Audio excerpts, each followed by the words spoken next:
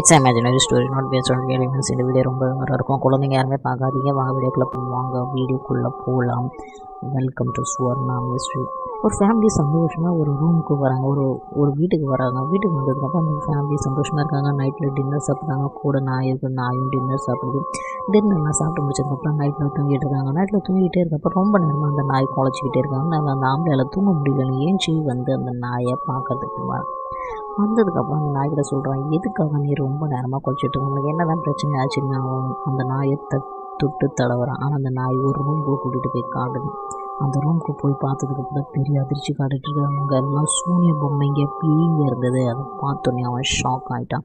அதிர்ச்சி ஆனதுக்கப்புறம் என்ன நடந்துச்சுன்னே தெரியல. காலையில் அவன் நார்மலாக தூங்கி ஏந்திரிக்கிறான். ஒரே தலைவலியோடு ஏந்திரிக்கிறான்.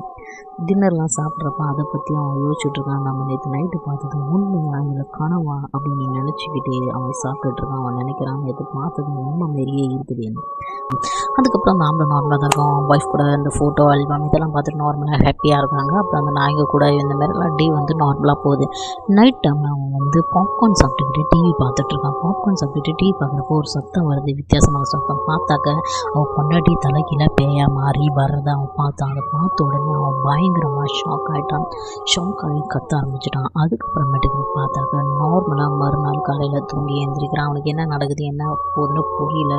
அவன் அதை பற்றி யோசிக்க ஆரம்பித்தான். நம்மளுக்கு நடக்கிறதெல்லாம் உண்மை மாரி தெரியுது, ஆனால் கனவா வெளிவதை என்னன்னு ஒன்றும் புரியலன்னு சொல்லி அவனோட பொண்டாட்டிக்கிட்ட எல்லா விஷயத்தையும் ஷேர் பண்ணுறான். அதுக்கப்புறம் பொண்டாட்டி அவனும் சேர்ந்து நைட் டைமில் ரூமெல்லாம் செக் பண்ணுறதுக்கு போகிறாங்க. ரூமை செக் பண்ண போகிறப்ப தான் ஒரு விஷயத்த பார்க்குறாங்க. ஒரு பொம்மை பேய் இருந்துக்கிட்டு அவங்களோட முன்னாடி வருது. அதை பார்த்த உடனே அவங்க பயந்து தலை தெறிக்க ஓட ஆரம்பிக்கிறாங்க. தலை தெறிக்க ஓடினப்ப வேறு ரூமில் இருக்கிற பேய்ங்கெல்லாம் அவங்கள நோக்கி வர ஆரம்பிக்குது. ஏன்னா அவங்க பயந்துட்டு ஒரு ரூமாக உள்ளார போகிறாங்க. அந்த ரூம் உள்ளே இருக்கிற பேய்ங்கெல்லாம் வெளியே வருது. எல்லா பேய்ங்களும் சேர்ந்து அவங்கள துரத்த ஆரம்பிச்சிச்சு.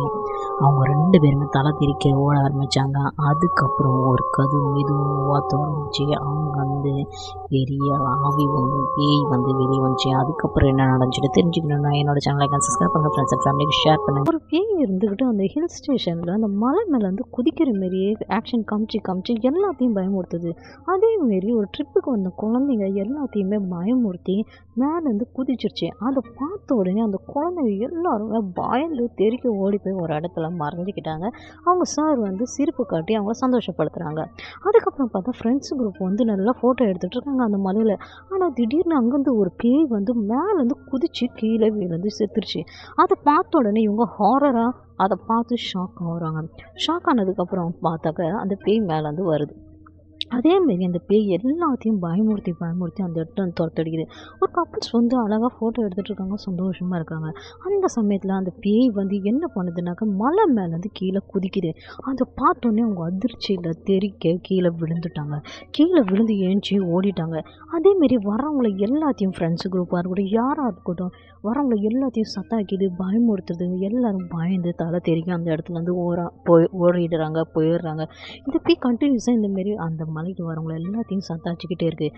அதனால என்ன ஆகிடுச்சுனாக்கா அந்த போலீஸ்ங்க எல்லாருமே சேர்ந்து அந்த மலைலாம் சுற்றி பார்த்து ஒரு டெட் பாடிக்கு அடிக்கலன்னொடனே அந்த இடத்தையே சீல் பண்ணிட்டாங்க. இனிமேல் அந்த இடத்துல யாரும் வரமாட்டாங்க. இந்த டிஃப்ரெண்ட்டான ஸ்டோரி பிடிச்சிருந்தா லைக் அண்ட் சப்ஸ்கிரைப் பண்ணுங்கள், ஃப்ரெண்ட்ஸ் அண்ட் ஃபேமிலி ஷேர் பண்ணுங்கள். பாய்.